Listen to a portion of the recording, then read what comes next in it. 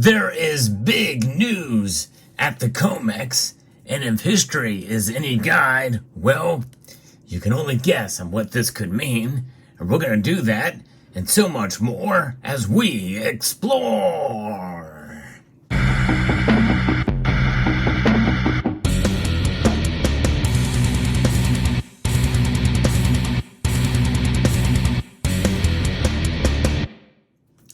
Trying to make sense of the COMEX and the LBMA and the stocks of eligible and registered and delivered and open interest silver can be head scratching at times. We're going to try to make sense of some of this, but there is big breaking news that is literally hours old, as reported by several over on X, formerly known as Twitter.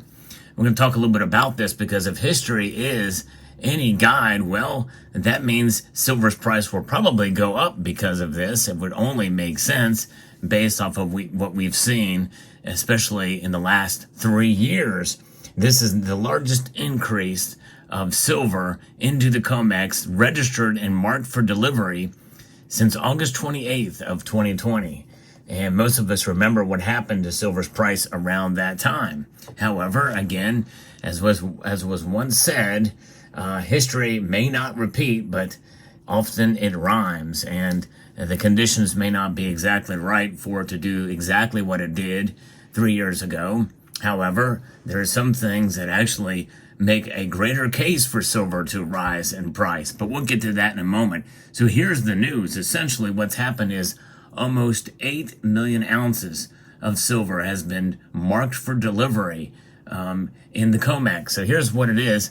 There is eligible silver vaults where it is supposedly stored. Some people question the validity of how much actually silver is there in ounces.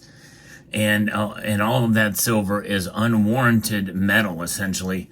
And that means that it is set up and ready. It's eligible to be set to be moved into the registered category. And what that means is it's sets it into imagine basically taking a package. You know, you have your items and goods and you sell something on eBay. Well, you put it up for sale. That means it's eligible, right? When you put that item up on eBay, nobody may buy it. And then somebody buys it. Well, you've got to package it up. You've got to register it for delivery, right? Essentially, that's the best way I can explain it. And now when it will be delivered, well, it depends on you in the terms of eBay. And that's maybe not the greatest analogy, but it's the only one I can think of, because what it does is it's registered category, and the COMEX means that it is warranted for future deliveries. What that time frame looks like, we don't know. And I think that's the difference. It's open-ended to a degree. Eligible is really open-ended, but registered means that the silver is marked for delivery, which means probably somebody is going to buy it soon. Where was this movement? How was this movement placed? Well, the other people have reported. I first saw it over on X by a user named Bob Coleman, and posted it from the CME Group's Commodity Exchange Incorporated Metal Depository Statistics of data that they had compiled and put together here. And that was done by JP Morgan Chase Bank. You know, that's who did it. That's who registered 7.4 million ounces. And then there's other entities that I kind of have moved in since then that make it right up to the about 8 million ounce mark, set into this registered category. In fact, it's according to Mike Say 98, it's 7.996 million ounces that have been set for delivery. And so what happens is JP Morgan shifted 7.4 million ounces from eligible to registered, and like maybe getting ready to deliver about 1,500 of September 23rd shorts that could come next week, to see if this actually happens or not, according to Turd Ferguson Metals report. And so we'll see how it plays out. But what I have here showing you is over 100 ounces of different silver bars that we have here. This is small potatoes compared to the 1,000-ounce contract size bars that are involved in this type of thing. So There's two questions that arise from this. Number one, what's going to happen to silver's price if this does move, or even if it stays in register for a while and we let it stew to figure out exactly what's going to happen here and to speculate its movement. Because once it's there, that means it's going to be delivered at some point in time. Number two, who's buying it? Who will be the customer? Who will be the end customer of this? Let's tackle that one first. Let's tackle number two first. Who would want this much silver? Well, I can think of two entities according to other posts, but there's probably more folks that may want this. Industrial applications, in other words, China. China very well, and companies in China may want this silver in order to use for industrial purposes. They're trying to open back up, and their economy is struggling. If they can get goods and services moved, maybe it will help them. And so that's no one's, that at least that I've seen, has really talked about that. We also have electric vehicles. We have photovoltaics, the industrial demand for silver that was forecast by Metals Focus through the Silver Institute, have been saying that, hey, there's going to be increased demand for silver. So maybe they need this silver to fulfill those needs. That means that BlackRock very well could be one of the entities that is involved in getting some of this silver, as well as Elon Musk himself, the owner of X, where all this stuff is being posted, because of SpaceX and Tesla vehicles, and electric vehicle manufacturers across the board. But nonetheless, certainly Elon Musk could make a play on silver, perhaps, maybe. People have been speculating about that for a while, and he would likely want to do that under the radar, which means that, if that's the case, it would not be surprising if he were to suppress some of this information out there. However, I don't think he would do that. I would hope he would not do that. But nonetheless, that is who potentially could be buying this silver for delivery. And we'll see if TF Metals is right about when this will happen for the futures contracts from September, if we start to be delivered in shorts next week. Now, the second thing we're going to discuss here is, what will this mean for the price? Well, looking at history, what happened in August of 2020? Well, it was then in August that the price rocketed up. It rocketed up to, based off today's dollars, over $33 in today's dollars. That's adjusted for inflation. That's where silver's price went up to. And that is where it was in August when this news came out. And of course, it was at the end of August. By September, it had fallen.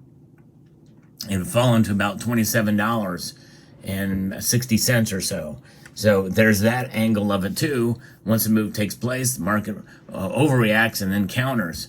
And that began sort of a bull run for silver that lasted through May of 2021 at its height of about $31, adjusted for inflation, these numbers are. So we had a little bit of a bull run for silver for quite a few months there. That could happen again. Now, it's a little different now than it was then. We're still under lockdowns. There's a lot of fear going on with the economy and the like. Nobody really knew exactly when things were going to open back up again. And so that was a part of it too. But maybe it was the beginning of opening back up with all those deliveries that happened in the COMEX at that time.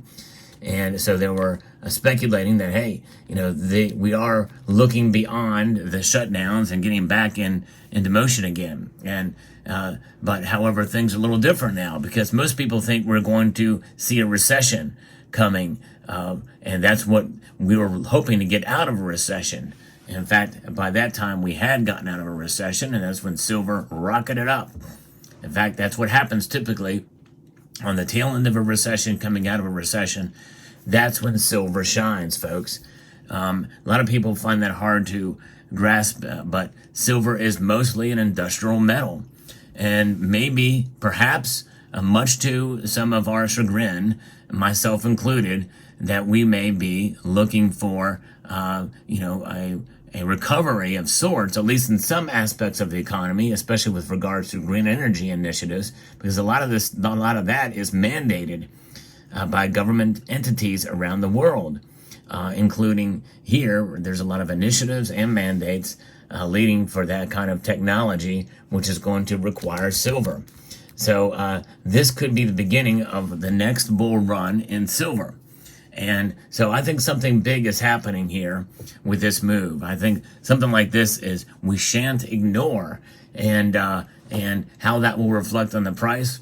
Well, again, I'm no financial advisor, but it seems to me that we very well could see a case for $28 silver by the end of the year, which would bolster my speculative prediction that I made late last year of $28 silver. I kind of hope so, just so I can say I'm right, but hey, I very well could be wrong, and no one should make any purchases based off of what I say or my opinion of what I say about this. Just so you understand that, you have to study this stuff and these data for yourself to really come to full understanding in your own mind. You can use what I say sort of as a guide or whatever, but look into it for yourself. And again, who knows?